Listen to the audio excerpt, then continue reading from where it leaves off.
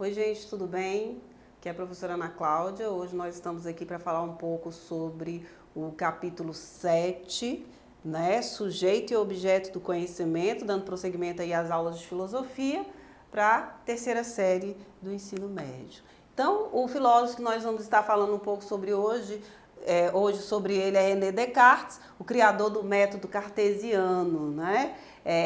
O criador daquela célebre frase: penso, logo existo, ok? Então a gente tem aqui esse filósofo, ele cria esse método, que é o método cartesiano, como filósofo racionalista do século XVII. Então o racionalismo é uma filosofia que parte da razão. Tudo deveria ser analisado racionalmente, comprovado, né, pela razão. Então Descartes dizia que para desconfiarmos de tudo, menos das próprias dúvidas. E assim criou esse método, que é o método cartesiano, como a utilização de um funil, ou um processo de triagem científica. Então tudo deveria ser duvidado. Tá? Nada deveria ser aceito como uma ideia pronta e acabada. Então, isso que te daria a certeza de que você estaria tendo o conhecimento que seria o verdadeiro. Então, a primeira evidência desse método, né, é colocar no funil tudo que é indubitável entre pensamentos, sentimentos, crenças, fenômenos naturais, entre outros. Então, afunilar seria o que? Separar, né? Passar por um funil, tá? Ter ali um estreitamento dessas ideias. Então, essa seria a primeira evidência.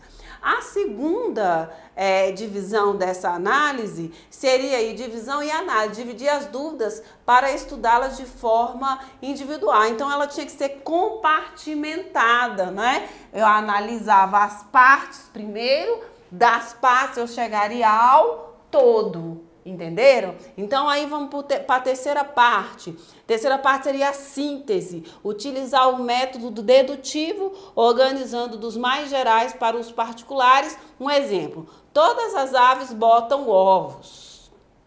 A galinha é uma ave, logo a galinha bota ovos. Então é algo que seria o correto. Se eu falo que todas as aves botam ovos, eu tenho uma galinha. E aí já é dedutível que a galinha, então, bota ovos, não é isso? Então, vamos para o quarto, que seria a enumeração, revisão de todo o processo para garantirmos que nada tenha sido deixado de fora. Não se trata de uma conclusão, pois dessa resposta surgem outras dúvidas. Então, assim, como eu partiria do todo para as partes, né?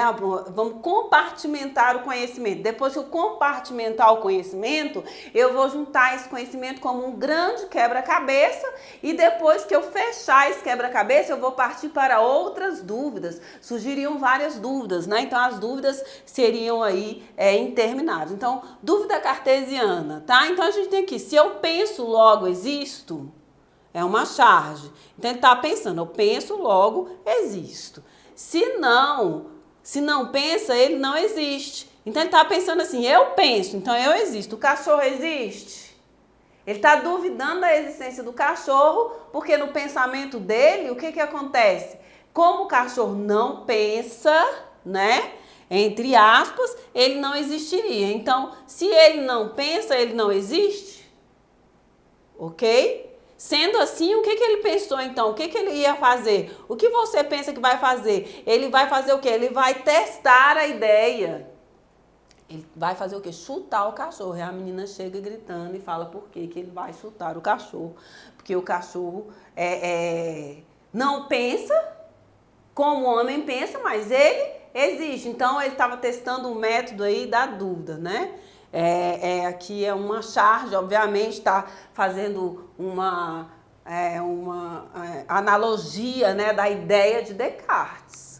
Então a gente tem aqui, na ideia cartesiana, ele fala assim: um gênio maligno pode tentar me fazer acreditar em coisas falsas. Então eu posso ter um pensamento na minha cabeça, e esse pensamento, essa ideia, ela pode não ser verdadeira. Então eu tenho que buscar a comprovação dessa ideia. Por quê? Porque eu posso chegar à conclusão de que esse pensamento é falso, de que esse pensamento foi implantado na minha cabeça de uma forma falsa, e eu buscando respostas para ele, eu posso descobrir descobri que ele é falso. Então, não há nada do qual posso ter certeza. Eu posso ter certeza que aquele pensamento é verdadeiro, enquanto eu não consigo comprovar, duvidar, buscar a certeza de tudo o que está implantado ali na minha cabeça ou pela cultura que eu vivo é verdadeiro? Não. Então, o que acontece? Não há nada do que eu possa ter certeza. No segundo momento, mas quando digo eu sou, eu existo, não posso estar errado sobre isso. Então, assim, se eu penso, eu existo, então eu não posso estar errado sobre aquela determinada condição, desde que eu esteja buscando respostas para aquilo. Então, o gênio maligno poderia tentar me fazer acreditar nisso se eu realmente existir? Então, eu existo. Será que eu estou errado em pensar que eu existo, que eu sou matéria, que eu sou um ser pensante, que eu tenho sentimentos e que esses sentimentos devem sim ser comprovados, devem sim ser duvidados? Então aí ele chegou à conclusão, penso, logo existo, tá?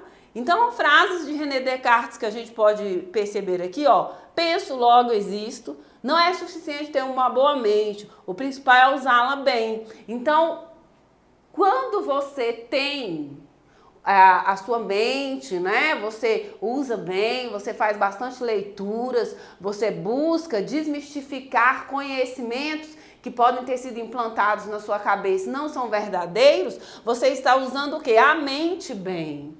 Então a ideia de Descartes é essa, você não deve parar. No corpo humano, a nossa mente, quanto mais ela é exercitada, melhor é. Quanto mais ela é usada, melhor é. Diferente das máquinas, né? As máquinas se desgastam. A nossa mente, se parar de ser usada, ela acaba se atrofiando. Não é isso? Por isso que é recomendado que você tenha sempre uma carga boa de leitura.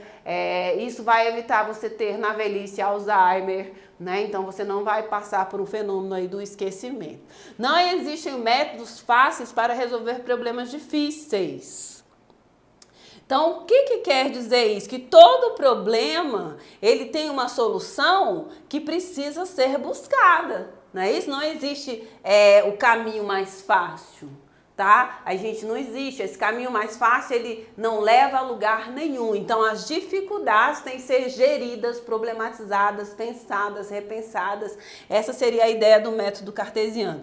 Viver sem filosofar é o que se chama ter os olhos fechados sem nunca haver tentado abrir. Filosofar, né? A palavra filosofia é amor ao conhecimento. Então você precisa estar na constante busca, na visão filosófica deste conhecimento, né? Porque isso vai abrir os teus olhos. Isso não vai te deixar na escuridão, né? Cogitar, duvidar, isso é muito importante na visão cartesiana. Para examinar a verdade, é necessário uma vez na vida colocar todas as coisas em dúvida, o máximo possível. Então você precisa estar pensando, você precisa estar repensando a sua existência o tempo inteiro. Não se deve parar na visão cartesiana, porque aí você chegaria o quê? As respostas dos seus questionamentos.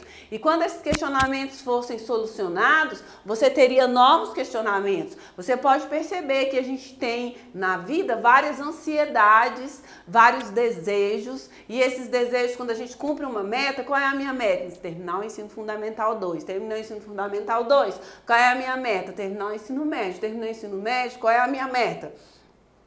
Conseguir entrar na universidade. Entrei na universidade, qual é a minha meta? Me formar na universidade. Me formei na universidade, qual é a minha meta? Fazer um doutorado, entre outras coisas. Então vão surgindo novas metas, novos caminhos, novos desafios para você vencer. Você não pode parar, porque quando você para, né? Quando você para, é como se a sua vida tivesse parado também. Então, assim, a gente tem esses anseios, essas necessidades, e é isso que Descartes defende no Penso, Logo Existo, na questão do racionalismo. Bom, gente, eu fico por aqui, espero ter ajudado, dei uma lida, o capítulo é bem pequenininho, bem tranquilo, né? Essa parte do método cartesiano. Fico por aqui, então, tchau, tchau, um grande abraço para vocês.